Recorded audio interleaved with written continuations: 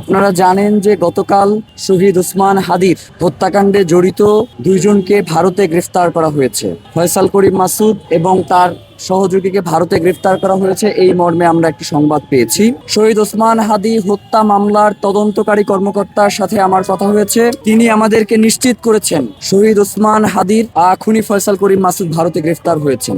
এটা আমাদের জন্য একটা গুরুত্বপূর্ণ বিষয় যে 87 দিন পরে হলেও শহীদ ওসমান হাদির হত্যাকারী গ্রেফতার হয়েছে।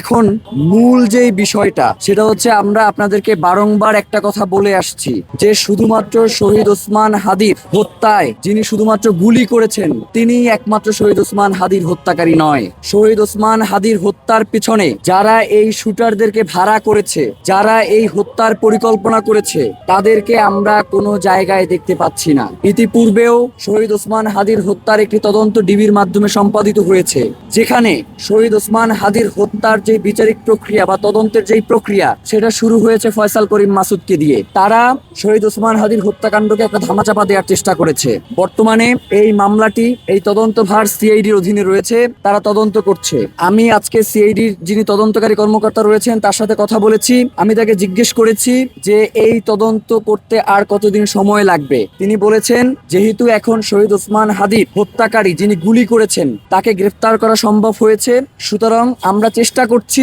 অতি দ্রুত তাকে দেশে ফিরিয়ে এনে যাতে এর পেছনে কারা রয়েছে তাদেরকে অতি দ্রুত বিচারের মুখোমুখি করা যায়। এটার জন্য আমরা তাদেরকে ধন্যবাদ জানাই, কিন্তু পাশাপাশি একটা জিনিস আপনাদেরকে স্পষ্ট করতে চাই যে এই যে খুনিদেরকে গ্রেফতার করা হয়েছে, এই খুনিদের ব্যাপারে যাতে কোনো ধরনের রাজনৈতিক দর কষাকষি না করা হয়। মানে আমি এইটা দিলাম তুমি এইটা দিবা, এইটার কারণে যেন শহীদ ওসমান হাদির এই যে হত্যাকারীরা দীর্ঘদিন পর্যন্ত যাতে ঝুলে না থাকে।